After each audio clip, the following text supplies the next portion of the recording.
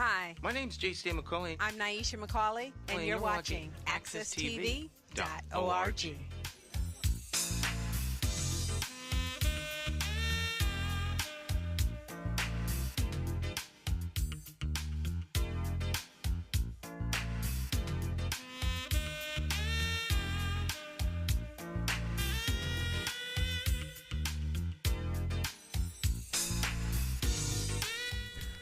All right, my friends, once again, it's time to get our talk on. It's Morning Talk with me, your host, J. Stan McCauley, along with the champions of talk. This morning's talk champion in the house, in Studio Y, Cleo Duke-Wright. Good morning, Miss Cleo. Good morning, Stan. How you doing? I'm doing good. How are you? I'm doing pretty good. Ready for the weekend?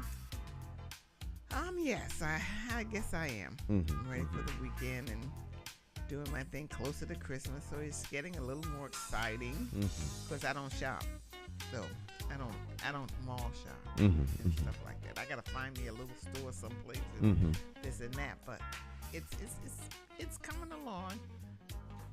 So Christmas, you say you don't mall shop. So, no. But do you enjoy the shopping experience associated with I enjoy with Christmas? Yeah, I enjoy the smaller stores, the single stores that you're just walking in. I don't enjoy crowds and all of that sparkle. I don't really like that. I like just let me go into this store. I go into stores I like. So I don't feel, I lose my joy when I go into malls. I don't know why. It just seems so phony. That's so interesting. So the mall. I like the hustle and bustle. But so I generally. It's been a while, but what I would do is I would go in and I would go into the around anywhere between the 23rd to 24th and just walk around the top and then around the bottom and maybe go in electronics store. But I mean, it's been so long that I've done that till Sharper Image used to be a store I used to like to go in. I don't even think they have them anymore. Well, after Christmas, that's all right. I like to, if I'm going to go to a mall, I go to early in the morning, just before the stores open, and just walk around in the quiet. And then I see other seniors. I'll walk around, and then I go get a store way in the back. I don't know. I go get a bagel and some coffee. And I just sit down and I just watch the people. But when the stores start opening up and people start coming in, then it's not as much fun for me. Now I like to see the people. I like seeing the people and kind of like a people watching. People watching. Where people watching was fun. People watching was fun when Christmas was downtown and you stood in front of Learners or Foxes and the people were going up and down and that was fun. Got that the Wayback Machine. They're reminiscing. Back when G Fox had the little Christmas ornaments up on. Yes, and when the Christmas season came, the little trees that they put up on top of the poles, and you saw foxes. You walked in the foxes, and there was always this wonderful smell. They always had this wonderful smell, but it was personal. It was still a personal thing, So, and you go into Learners and Brown Thompson, and I'm sorry, and I just love that. And you go outside in the cold, waiting for the bus, all bundled up, and everybody's bundled up, walking. But we were, it was a happy time. So yeah, I like that, and I don't feel that at the mall. I feel it in downtown Hartford. Not as much, as, of course, as I used to feel because there's nothing downtown. It's so interesting because I think that I think with every generation there's this kind of the communal experience of the day. A lot of that is now virtual. It's in a cyber kind of space and virtual, and a lot of the young people see each other. My youngest, my 11-year-old, wow, my 11-year-old visits her friends in this electronic environment, and that's how they play. And they're just, I can imagine them in the future talking about, oh, we used to get together online and we would play and this, that, and the third. And, for us, we went outside, we did things, and you looked forward to going shopping because you were going to get something special. You could get a good food, something to eat. Dressing up and going downtown. Right. You didn't go downtown any kind of way. You had to dress up. Yes. Go downtown. Yeah.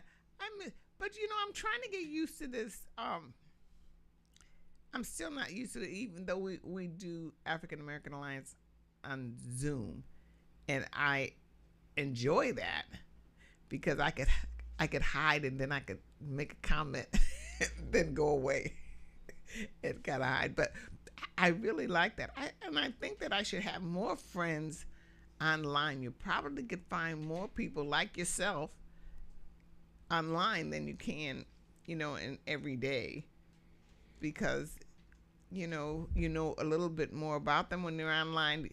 Because how do you meet people online?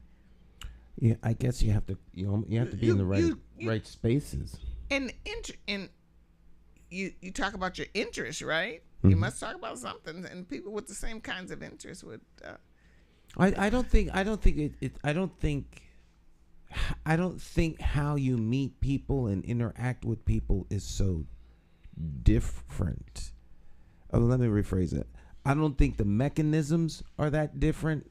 The how and where may be different. It's like in the real world, like if you were single or you're not single, but you're trying to find friends. Friends generally have something in common, and so where would you find those friends?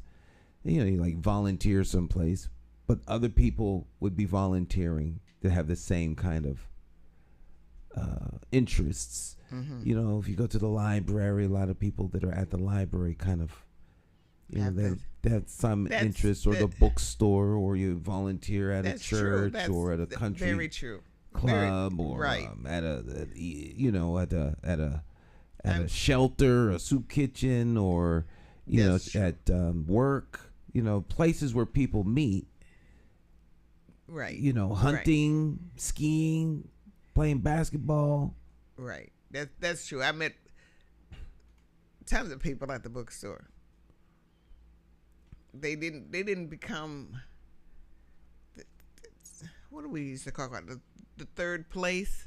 It was something like the third place, where you just meet these people, you have the interest, and you talk and you have a good time, but you don't really know them outside of the place that you have in common. Mm-hmm. Pull your mic up just a little bit. Yeah. So that's yeah. You're right about that. Yeah, so I would imagine, those spaces exist in cyberspace. So there's different arenas where people meet and discuss things. And so you could meet these people, quote unquote, online. But you'd have to find the people who are active.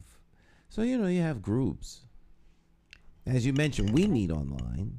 The Greater Hartford African American Alliance meets every Saturday online.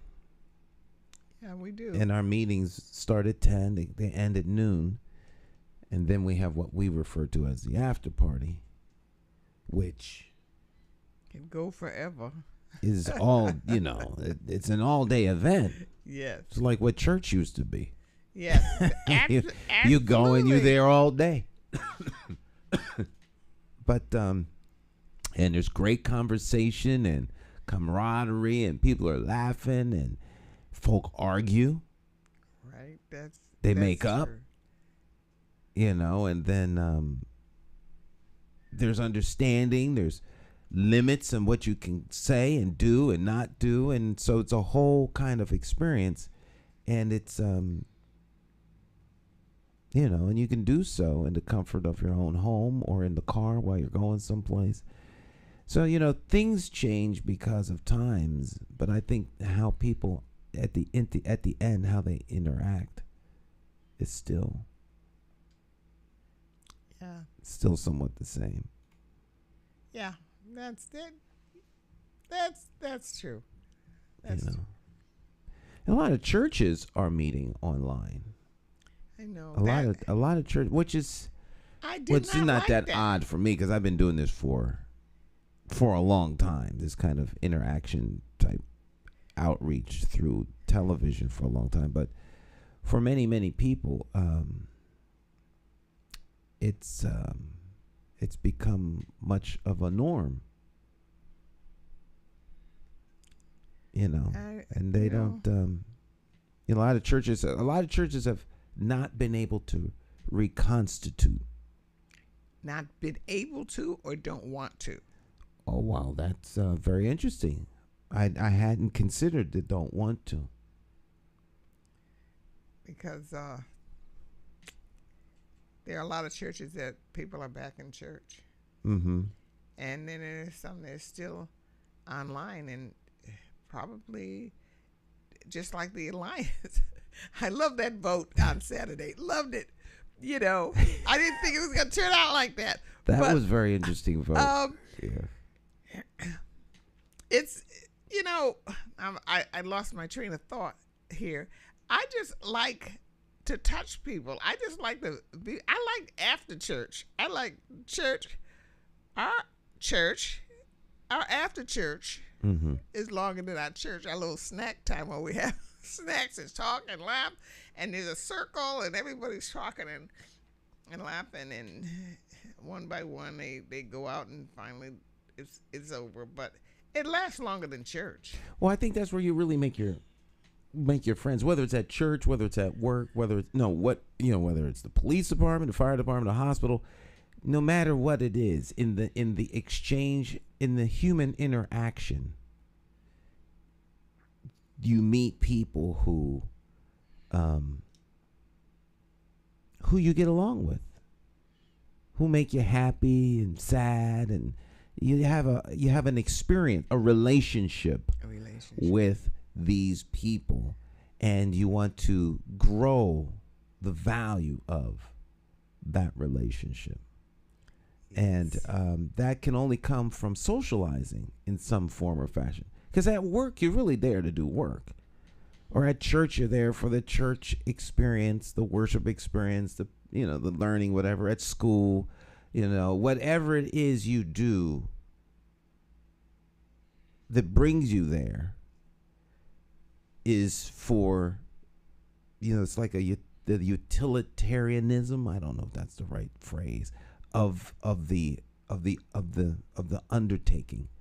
But then afterwards, well, hey, let's get together for a beer, or let's get together for coffee, or why don't you stop by the house? People have these kinds of things, and then that turns into the relationship. So after church, there's the social hour. And now people go, they talk to one another, or after work, you go to, I was never one for stopping by the bar, but, people go to the bar after work. They unwind, or they go out for cocktails, or they go out to happy hour, and people go out and they actually have fun. They go bowling, or they socialize, and it's from there that you kind of make your friends. So it seems to me. Yes. When I was at the party on Saturday, I just, I stopped and, ate here and there and all these different stations. And I bumped into people that were actually, I had a lot in common with. I wasn't expecting that. You know, a lot of people who, I met the Mark Twain people, and I. Now she's referring to a party that the African American Alliance had a holiday party this past Saturday. That's what she's referring to. Yes. So go on. And but there are people that, a lot of people that I didn't talk to. There was 100 people there, right? Mm-hmm. At least 100 people there. But I just seemed to stop at such interesting people.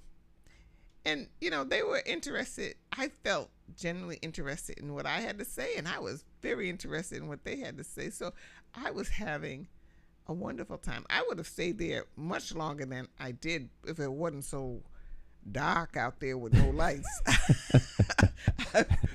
Go home in the dark. It was very dark. I would have liked to have stayed longer and talked to the people that I talked to longer. I met the Mark Twain people, then I met the Harriet Beecher Stowe people. I said, "Oh my goodness!" I met both of them. It would seem to me actually you would have a lot. Mark Twain is the Mark Twain house, but the Harriet Beecher Stowe people are book people. Yes. And I know you had, so you would have a lot in common with them because you love books and your bookstore and all that. So they invited me come and and they were interested in my storytelling, and I said, wow, I was just very, very interested in them, and it was just nice. And then I talked to a very nice man. I don't know who he was, but we had a very, very nice conversation for a good while. So it was really, I just sort of bumped into, maybe I could have talked to everybody there, that was interesting. But it was very, very interesting. It was very, very nice because I'm really not a party person. But I used to want to be a party person. It didn't work. It didn't work, and other people knew it didn't work. So it never worked for me. But I really enjoyed them and their conversation. And there was a place. The music was nice. Of course, it was too loud for me. The first time, we used to go to clubs when I was younger, and we used to sit down and the records would be going on. And, we'd go to the club, and we had conversations at the table. Well, I didn't go to a club for many years. I don't know. I started having children. I didn't think about the club thing. So I went to a club one night. I think it was the American Legion. I went to a club one night, and I sat down. It was a family reunion of the Dukes, I think, and and they started playing this music, and I couldn't talk to the person next to me. Didn't hear me. I said, "Why is this music so loud?"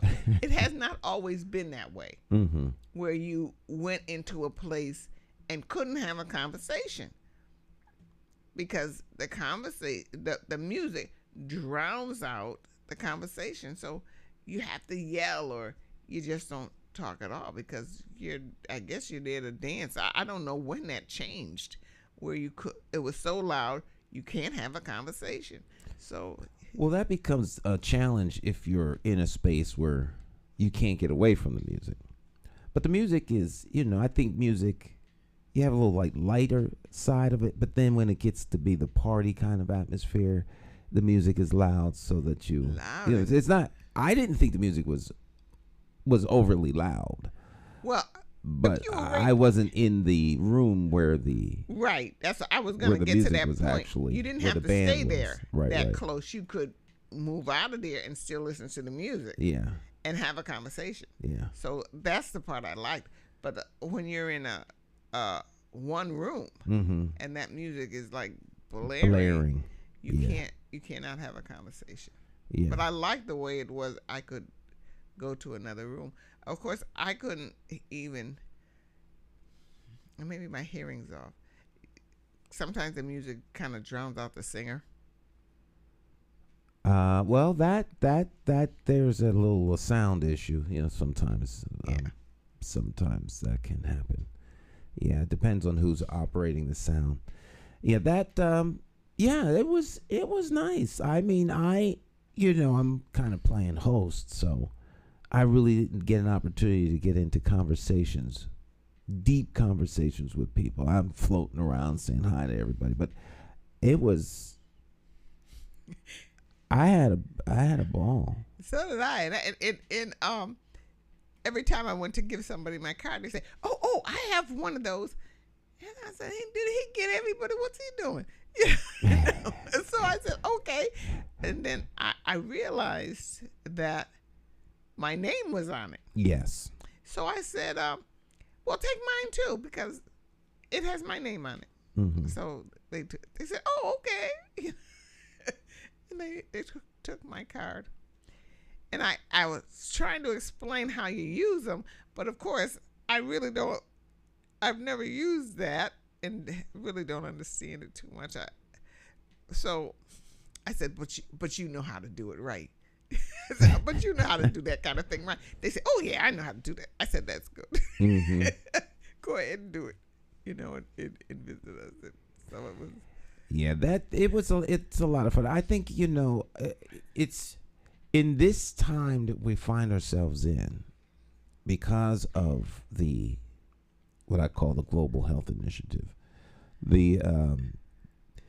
This time of distancing and people not feeling comfortable with being in each other's space, it's really affected how people interact with one another.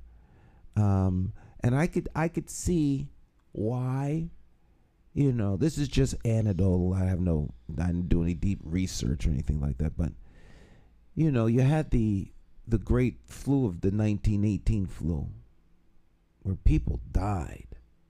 I mean, lots of people died around the world and in the country.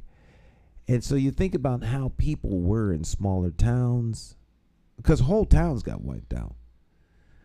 But if you look into like the 1920s, the 30s and things like that, and people look at you side-eyed, you're not from around here, and where are you from? And people wanting to know, and it makes a lot of sense. Because nowadays, people they don't really know you. They're kind of standoffish. Are you sick? Do you have are you carrying? Are you asymptomatic? Or, people still kind of in masks, not in masks. And so, there's this whole period of time where people literally were not coming in each other's space. And now with people coming back together again, it seems like people are more anxious to be in other people's company and to learn about them, and you're kind of exploring opportunities. So I think the pendulum is starting to swing back where people are going to be. Now that there's a rise in COVID-19, there's a rise in this. So people aren't getting too excited about it. I mean, no, because I think the great the people who were going to be most affected by it and for whom it would be fatal have, for the most part, have died. So I don't think we're going to see that kind of dramatic departure of loved ones and friends and family like the first wave. Now people probably just get sick. I think most of the people, at least in the United States, most of the people who were going to perish have. And so people whose immune systems were weak or had, comorbidities and all these other issues around what would make them potentially sick. Now people are just getting sick and then they get better. And then, adapting. They're coming out with a third booster. And that, to me, I'm a little leery because they're coming out too fast. I'm saying, why are you coming out? I don't understand this. We get a flu shot once a year. Why we gotta get a COVID shot every couple of months? Well, that's a whole nother subject. This will be the third one coming out. My friend just told me yesterday. I've got my 2 boosters and I'm getting the next one that's coming out and the next one is. Why is that? Now, if they had a booster like once a year or something like that, I probably would take a booster like I take the flu shot. You know, it took me years before I even got a flu shot. I don't know. We have to maybe we'll get Dr. Wu back and see. It would be nice to actually touch bases with him and have him tell us. The only thing I could surmise, and it's just strictly surmising because I don't know, but maybe the initial doses weren't that strong because they just didn't know what the total effects would be, and kind of ramping them up maybe to where it gets to be once a year. I don't know, but we'll talk about that and other things. And in just a few, stick and stay, don't go anywhere. We'll be right back. It's Morning Talk with me, your host J. Sam McCauley, and of course Cleo Duke-Wright. Morning Talk.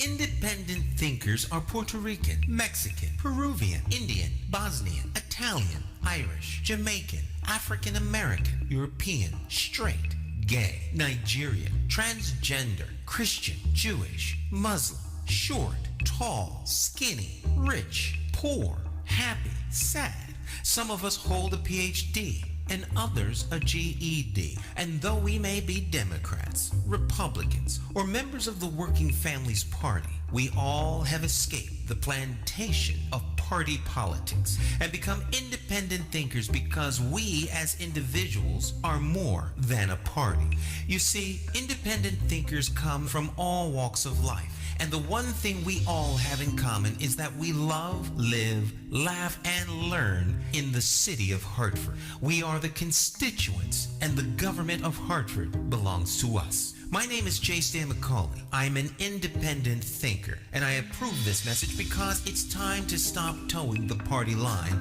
and vote for a candidate you can trust. You too can escape the plantation of party politics if you have the courage to free your political mind.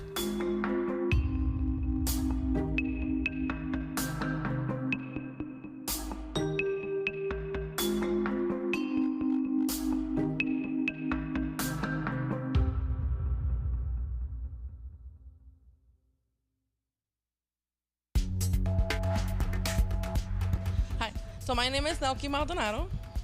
My name is Ramon L. Arroyo.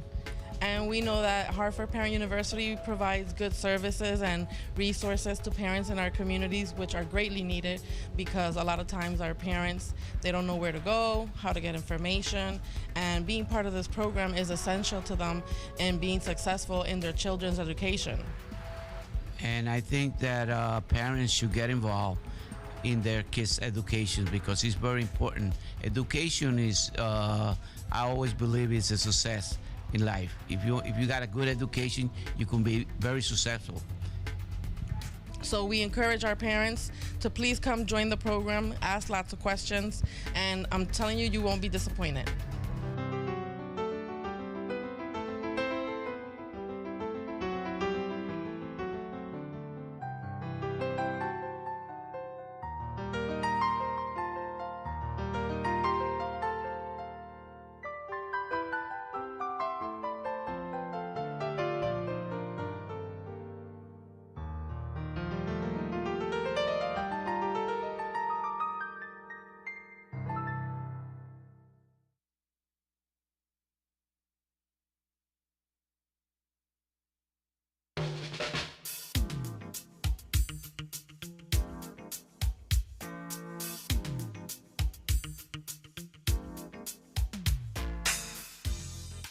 Hi, My name's J. Stan McCauley. I'm Naisha McCauley, and you're watching AccessTV.org.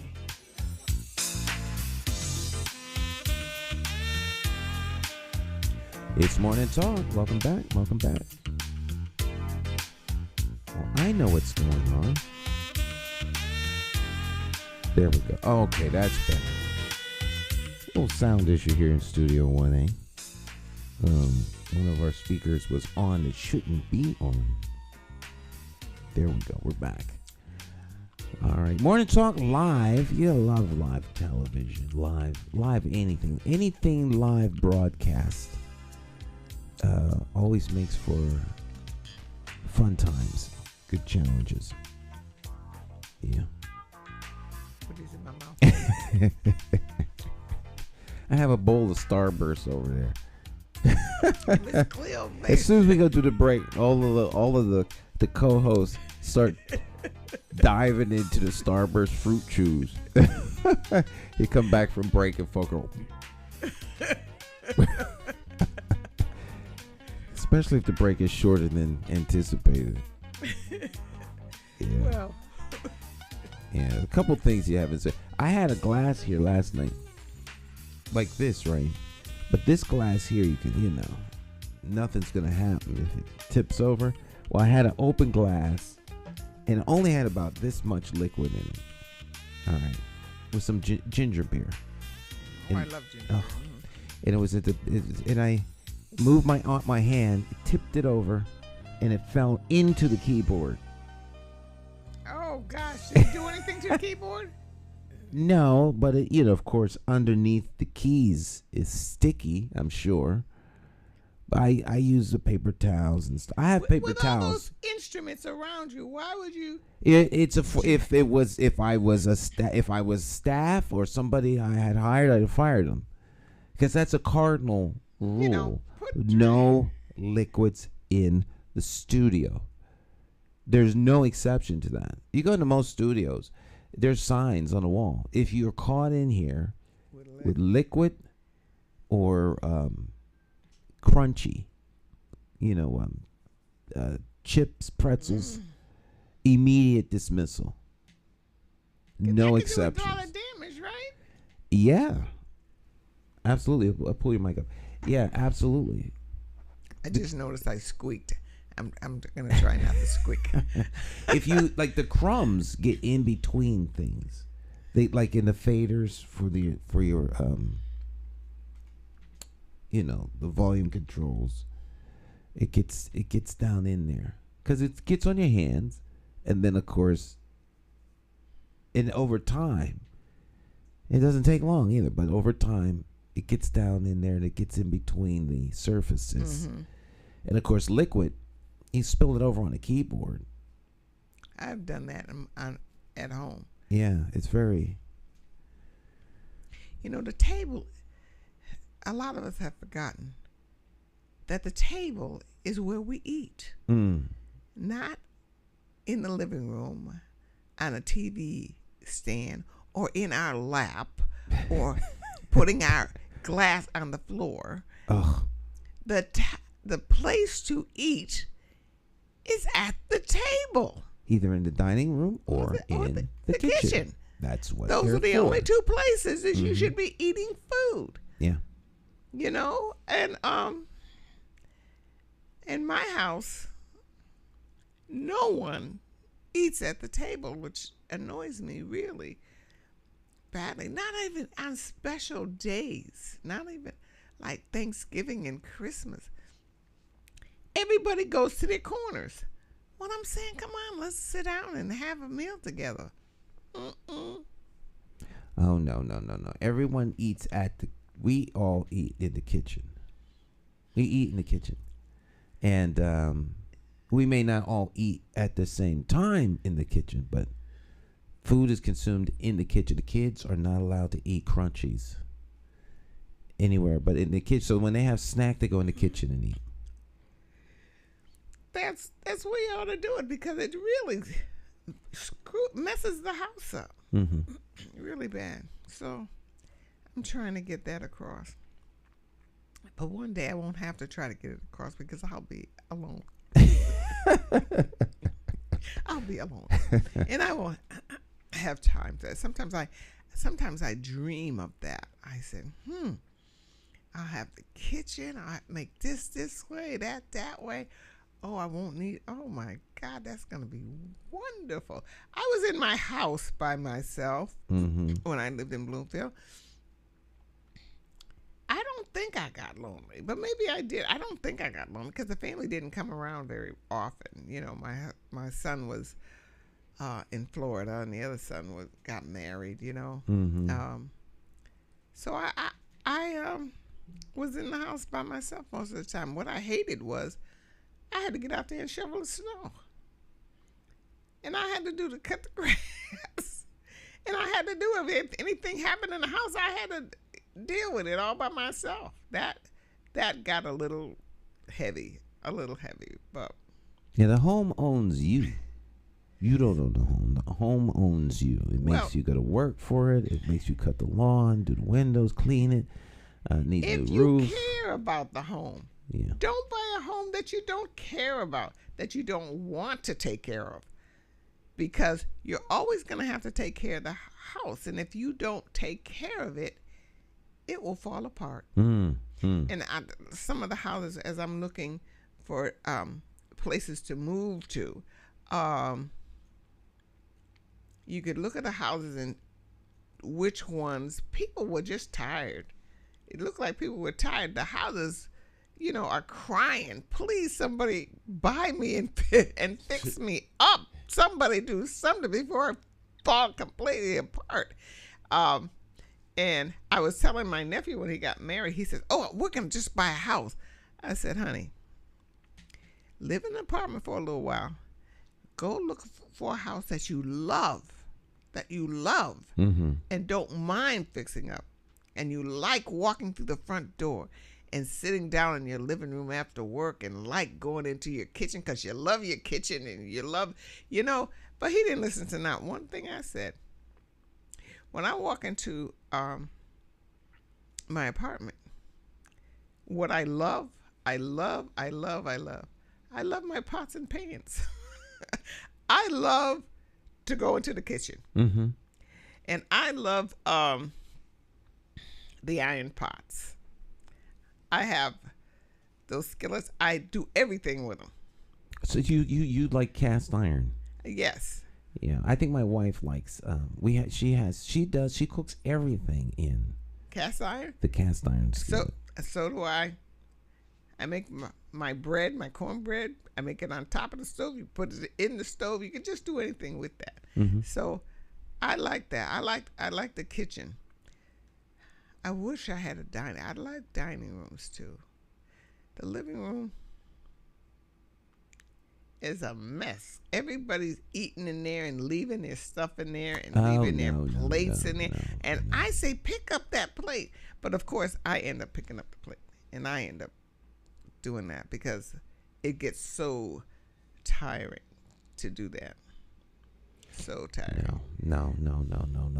When I was younger, when I lived downtown, and I was, before I got married, I was single, lived downtown. It was funny because I used to have parties at my apartment too. They were really nice parties, I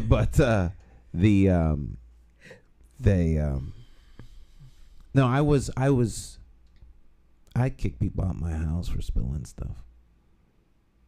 If they what? Spill stuff. Oh, I was terrible. Terrible. If folk would be, well, I'm sorry. I said, you don't have to be sorry. You just have to leave. If it was an accident, no doubt, but it won't happen again. Get out.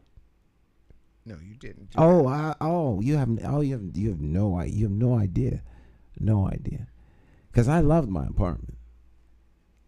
And you don't spill anything on my apartment. I don't spill stuff in my apartment, and if you can't respect my apartment, you just spill stuff that's not a big deal, then you don't need to be in here. I was terrible. I was terrible. There's no other word for it. There was no other word for it. Because I was into the apartment, and it looked like some out of a magazine. And I love my it first. was terrible. I shudder to think of. Well, I love it my was just first bad. home I bought. Mm-hmm. I'd be walking down the street and see my house and just smile. Mm-hmm. And be glad, open the door and sit down, or me and the kids would be coming home and we sit down. It was just nice being in my house, Mm-hmm. you know? Kind of like how people are with their cars. You know, you have a nice car. Like there's a lot of people. Now, I'm not like that with my car. I know people who can't. If their car has a spot on it, they gotta go and wipe the spot off. They do the whole 9 yards with the detailing. They don't just go to the car wash. Someone washes the car. They get it detailed regularly. Shine, the wheels shine, gleam inside the car is spotless. No. The outside of my car could be, the rain washes it. That's what rain is for. And, but I was like that with my apartment though. Oh yeah. I haven't yeah. been like that about anything. My car, when I first bought it, several years until I got. Now I'm so busy. I'm so running around all the time and doing this and doing that. I don't. So my young man, I take care of his. Mm-hmm. I always say, dirty car, Cleo. Are we cleaning the car today? Cleaning the car today? Because we used to go to the car wash and clean it all the time, but not lately. Not lately. Well, all right, let's take our next break here. We'll be right back. It's Morning Talk. Stick and stay.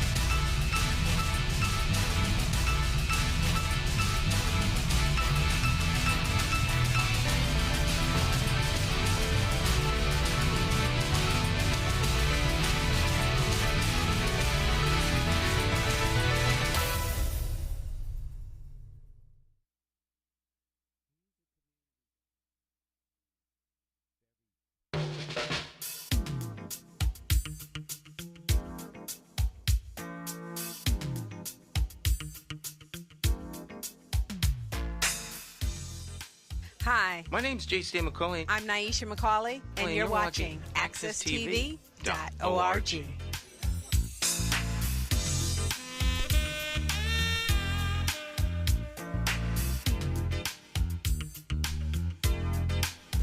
All right, my friends, welcome back. Visions of springtime. That's the one nice thing about the seasons. They come back around. And Not gonna be cold forever. it's not going to be cold forever. Nope.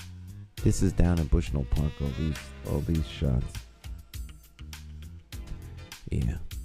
I saw a place on Capitol Avenue. On one of those old brick houses, those buildings that. Oh, you talked about the front part of Capitol, the beginning. Yeah, the Down big off of Main, the brownstones. Oh, one was for sale. Mm-hmm.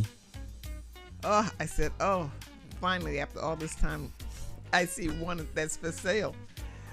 Of course, it has stairs. Oh, that's right. You're trying to find a place I'm trying to find a place that's just, that doesn't have stairs. it doesn't have stairs. Yeah. Street level entrance. Mm-hmm. Maybe a step. Maybe a step. One but, step, Yeah, but not stairs. But not stairs, right? Mm-hmm. That's one. And I want to stay in Hartford, and there's nothing in Hartford that I just saw one. I told you about that. I saw one. Oh, I walked into it, and I loved it. But someone got it before me.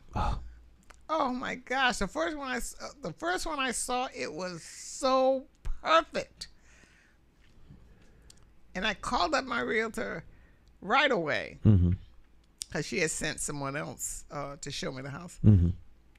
Called up my realtor right away, and before I even got home, she says to me, "Cleo, it's gone." Oh man. And I said to myself, "Why would you show me this house? Why didn't you know it's someone that had, you know?" So I was really disappointed, and I haven't seen anything yet. I even looked at houses on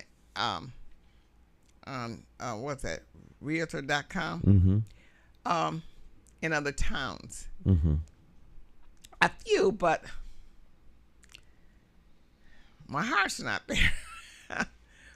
So then you would consider leaving the city?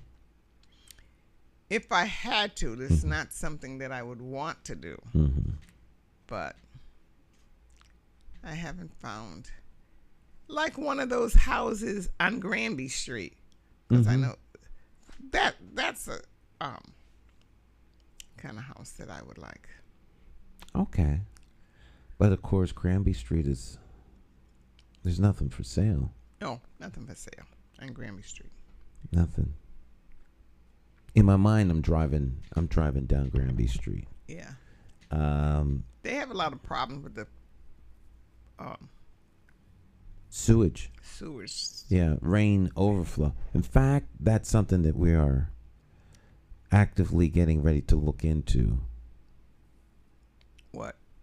That situation down there. Oh, into On Granby Street. Granby Street. Because they stayed on Granby Street how long? And that construction, whatever they were doing for those how many Yeah, years? sewer separation. And, Clean water. MDC. Yeah. and they still have problems, right? They're low lying, and so Is that swamp? during a major rain event, all the water comes down and then it backs up. A lot of the people that are along that route have issues. There's some ideas and suggestions and things that could be done. It's a matter of, I guess, who's going to do it, why is it happening, this, that, and the third. But I can say Is that swampland that they're on? well, I know Weaver was kind of in swamp. It's low lying. I don't know that it's swampland. Well, they, even before they built Weaver, It was swamp. it was swamp. Yeah. I can remember as a little girl, they said, we'll never build anything there because it's swamp. And then they built Weaver on it. Mm-hmm. And what did it do? Sink? Didn't it sink? Yeah. Well, the great minds come up with engineering. There's ways that you can engineer to circumvent that, but it's expensive and it needs to be done right. If you miss it, it doesn't bear out until down the road, and then It's you just have always like that. Now you have an ongoing problem.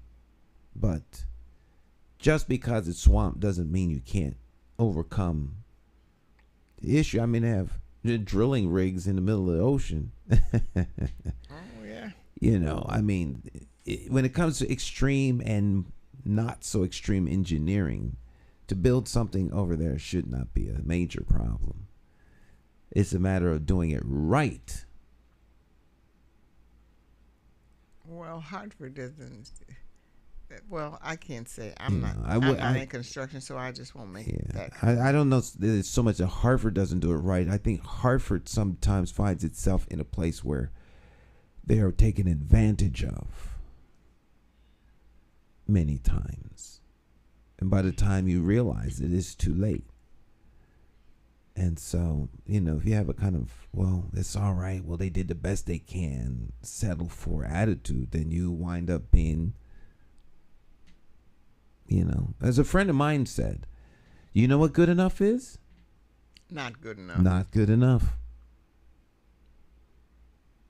Never settle for good enough. Because it ain't what you want. So you're never ever going to be satisfied or happy. So do it the way you want it to be to begin with. And then you'll be happy.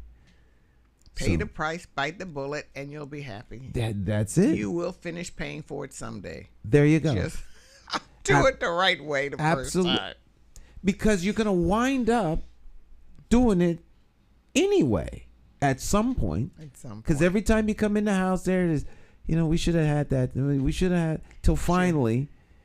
And don't get these workers that you think you're getting out of it cheap, and I know how to do it. And you hire these people that really don't do a very good job. I hired so many of them for the house. My son says to me, "I know you're not going to hire another person." I'm saying, "No, I'm not going to. You have to be the real deal, or I can't. I really can't hire you. Be the real deal."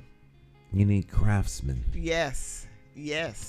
Someone who knows exactly what they're doing. They take pride in their work. And their work, you know, what's left is their signature. And when you look around, you can see their signature everywhere. You need to interview these people. Yes. Interview these people. Interview. Because, you know, they have to be really a craftsman, and they have to have some kind of enthusiasm, just like you said, about their work. You know, when I'm preparing to do a storytelling or preparing to do that, I'm really into that, and I want to do a good job. Mm-hmm. If I'm not into it, I don't do a very good job. But if I'm into it, I do a very good job. And that's what you have to. That's what you have to have. You have to have that level of craftsmanship. And so, you know, as we go off the air, that's a great segue to, you know, we got elections coming up in 2023 for city council, for mayor, and you all need to interview them. Interview them. Ask the tough questions, the serious questions. They're you get ready to sign these people up for 4 years. You can't unsign them, so you got to make sure that they're going to do a right job right from the jump. That's right. Yeah. That's right. That's one reason why I do not want to leave Hartford. Like, I'm so important. But, no, I'm not. I'm only one vote. But, you know, I have this thing. Mm-hmm. I can't leave Hartford, then I can't be involved in this, or I can't be involved in that if I'm out of Hartford, you know. But a lot of people care about Hartford and are very, don't live in Hartford and are very active in Hartford. Mm-hmm. You know, so you probably don't have to live here, but then I can't vote. Right. You don't have to live here to be involved, but you have to live here to vote. You have to live here to vote. And the voters are the ones who are hiring the leaders. And right. don't just be a utility kind of voter where you come off the shelf and are used and then put back on the shelf. Get involved and get engaged so that people can know. And please, we're not voting for people because of the color of their skin. We're not voting for people because they came to our house and sat down and had a cup of tea. Please, right. Do more than that. Do more. I heard a lot of that this year about how people come into the house, they come to your door, they smile at you, and you don't know one thing about actually what they've done in their decision making. Someone said, but look how good Albany. Now, see, I don't see a big difference in Albany Avenue. But okay, I'm saying, all right, it's a big difference. And saying, oh, how wonderful Albany Avenue is. Oh. I said he didn't do Albany. Albany Avenue started under Perez. Yeah, I said he's I mean, not the current administrator takes credit for all of the stuff that happens while they're in office, but this stuff happened long before they got there. right. And then, of course, they have the luxury of blaming all the previous administrators for anything wrong. So they blame them for everything wrong. They take credit for everything they did. But these are things that you all out there have to do. And it's just Ask the tough question. I've heard people say, it's about time we have a black mayor. Mm-hmm. I said, you better have a mayor first. Right. Have a mayor. Check everything out. I'm just, because I'd like a black mayor, but I want a good black mayor. There we go. I want a mayor. There we go. So we have to really check out people. All right. So we make sure whoever you vote for, make sure they can handle the job. We're out of time. Oh. We're out of time, Miss Cleo. Oh dear. Okay. We're out of time. I gotta be quiet now. So, my friends, we'll be back. Next time. Join us next time, 8:00 every morning and every evening. It's Morning Talk. Y'all have a great rest of the day. Have a fabulous weekend.